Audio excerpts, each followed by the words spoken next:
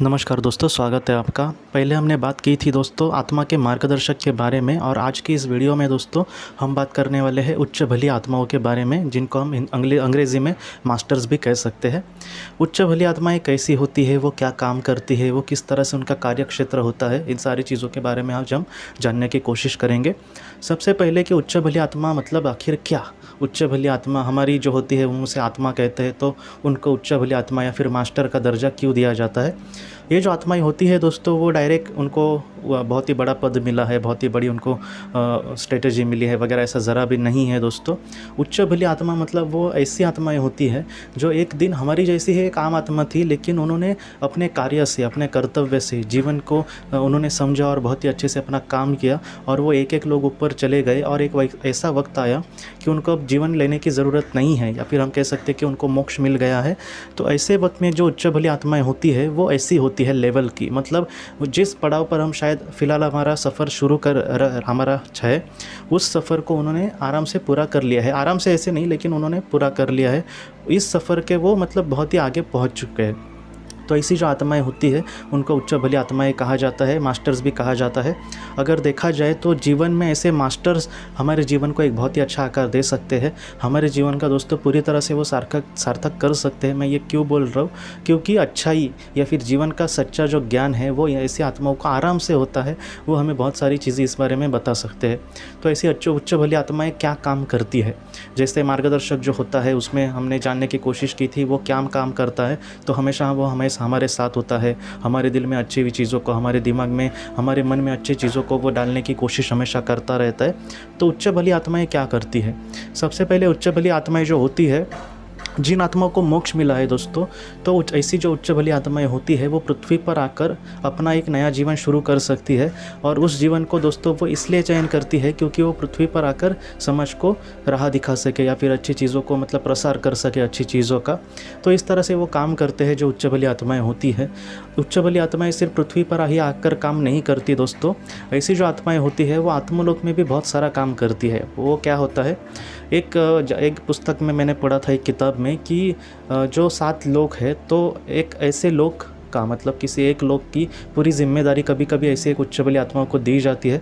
आप समझ सकते हैं कि एक पूरे लोक की जिम्मेदारी अगर एक आत्मा को दी जा रही है तो उसका कार्यक्षेत्र कितना बड़ा होगा। हम उसके बारे में भी नहीं सोचते, इतना बड़ा है उनका कार्यक्षेत्र, और उसकी दोस्तों काबिलियत कितनी होगी, ये भी बात हमें इन सारी चीज़ों से समझ आती है। जो उच्च भली आत्मा है दोस्तों, उसको हमारे मतलब अगर वो किसी आत्मा के करीब जाए तो उसको वो सारी चीज़ें पता होगी कि उस आत्मा वो कैसी है, उसने जीवन में क्या अच्छा किया है, क्या बुरा किया है, उस जीवन में उसने किस तरह से अपने कर्म को देखा है, या फिर वो किस तरह से आगे बढ़ सकती है। ये जो सारी चीज़ों का ज्ञान है वो उच्च भली आत्माओं को डायरेक्टली होता है, और ऐसी जो उच्च भली आत्माएं होती है वो मार्गदर्शन बहुत ही अच्छे से करती है।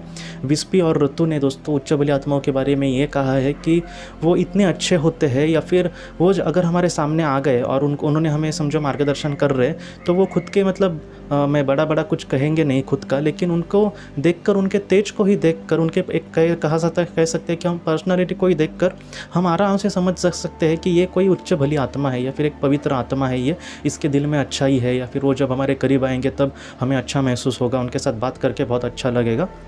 तो ऐसी जो आत्माएं होती है उच्च भली आत्माएं दोस्तों, तो वो हमेशा दूसरों को मार्गदर्शन करती है। वो कभी भी मैं इतना बड़ा और तुम इतने छोटे इस तरह से ज़रा भी नहीं कहेगी। अगर एक किताब में मैंने ऐसे भी पढ़ा था डॉक्टर माइकल न्यूटन जी के, कि वो उच्च भली आत्माएं कैसी होती है, तो जैसे हम नर्सरी के वगैरह टीचर जो होते हैं वो कितने प्यार से बच्चों को समझाते हैं। कभी कभी मैं टीचर को देखता हूँ तो मतलब कभी कभी माँ भी अपने बेटे को जितना प्यार से नहीं समझाएगी, उतना वो प्यार से एक पराये बच्चे को इतना प्यार से वो समझाती है, कहती है, उसको खिलाती है। मतलब उन बच्चों के मन में अगर कोई बात हो तो वो टीचर को पूछने के लिए नहीं डरते। तो आप समझ सकते हैं ऐसे जो प्यारे जो टीचर होते हैं, जो हमारे बहुत ही अच्छे टीचर होते हैं, फेवरेट टीचर होते हैं, पसंदीदा, वैसे टीचर जैसे उच्च भली आत्माएं हम कह सकते हैं, क्योंकि इनको हम कुछ भी पूछ सकते हैं, कितना भी बेतुका सवाल हो या फिर कुछ भी हो, हम उनको आराम से पूछ सकते हैं, और वो पूरी तरह से दोस्तों अच्छे से हमारा जवाब दे सकते हैं। तो इस तरह से दोस्तों अगर हम आत्मलोक में हैं, समझो आत्मा के रूप में, उस वक्त हमें अगर किसी मार्गदर्शन की ज़रूरत है तो उच्च बली आत्माओं को अगर हम दिल में सिर्फ पुकारेंगे उनके लिए, या फिर हमारे दिल में सिर्फ इच्छा प्रकट हुई, तो उच्च बली आत्माएं वहाँ पर डायरेक्टली प्रकट हो जाती है। JD गोयल जी की एक किताब है मृत्यु के बाद कब कहा कैसे, तो उसमें उन्होंने कहा है कि एक बार ऐसा एक इंसान था, एक आत्मा थी, वो इतनी अच्छी भी नहीं थी, लेकिन उसने जब इन सारी परेशान हो गई वो, क्योंकि वो निचले स्तर पर चली गई, क्योंकि उसके कर्म ही बुरे थे, तब उन्होंने ये कहा कि उनके दिल में सिर्फ आवाज़ आई, कि दिल से ही आवाज़ निकली कि मुझे किसी तरह से मदद करो, मैं बहुत पश्चाताप अब कर रहा हूँ और मैं अपने जो भी कर्म किए हैं उसके लिए मैं बहुत ही बुरा मुझे अब लग रहा है।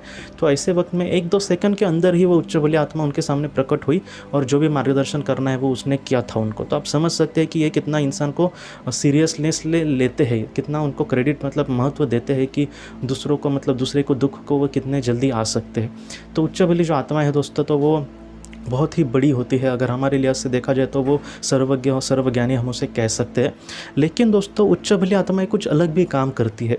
अगर हम विस्पे और रत्तू की जो किताब है जीवात्मा जगत के नियम, इसमें एक कथा है, मुझे लगता है सूरदास की जो कथा है उसमें उच्च बली आत्माएं ने बहुत ही बड़ा रोल निभाया था।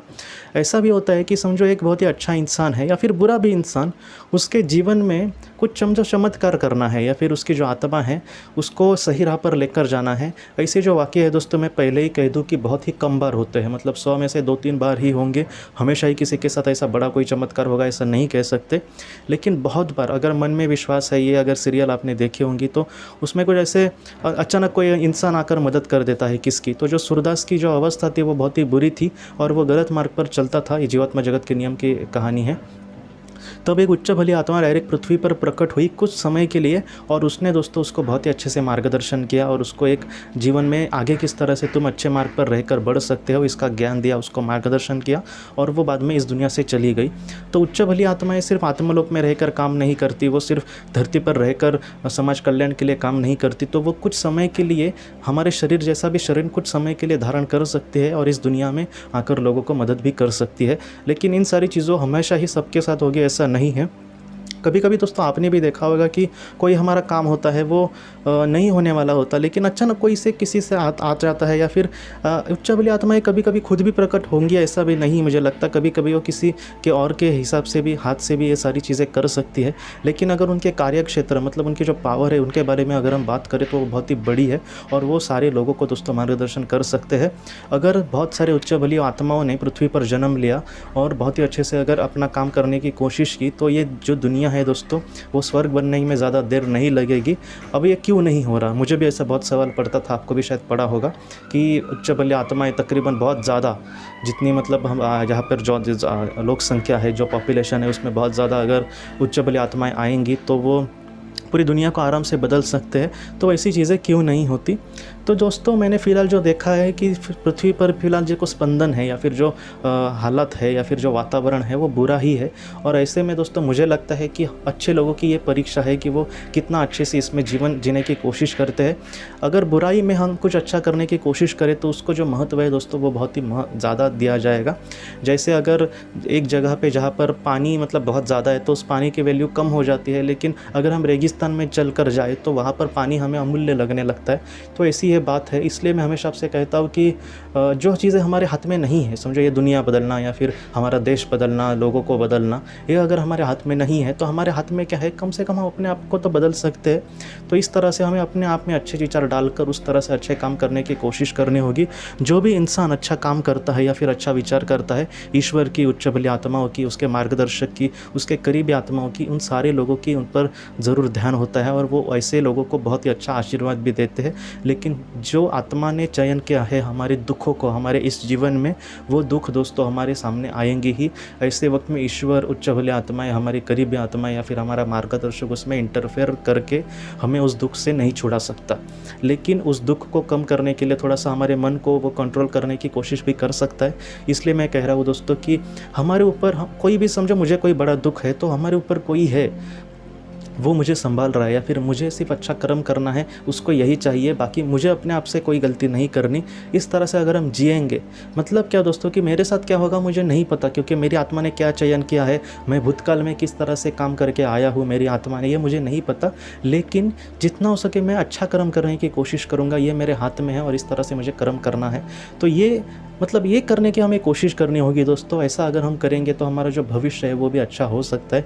जितना हो सके अच्छा कर्म करके दोस्तों हमें जीवन का सार्थक करना होगा। ऐसे वक्त में ये उच्च बली आत्माएं हमारे मार्गदर्शक हमारी बहुत मदद कर सकते हैं और हमें बहुत ही ज़्यादा आगे बढ़ा भी सकते हैं दोस्तों।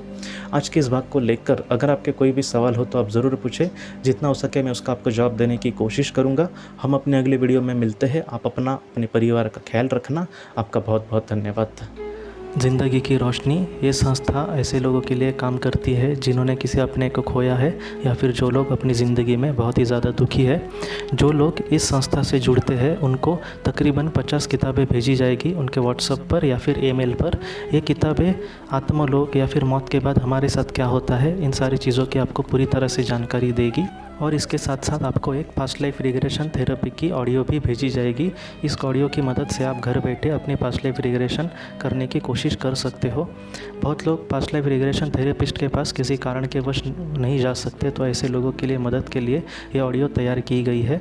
तो आप ज़रूर इस संस्था से जुड़े। इस संस्था से जुड़ने के लिए सामने जो व्हाट्सएप का नंबर दिया है आप कृपया उस पर संपर्क करें। आपका बहुत बहुत शुक्रिया।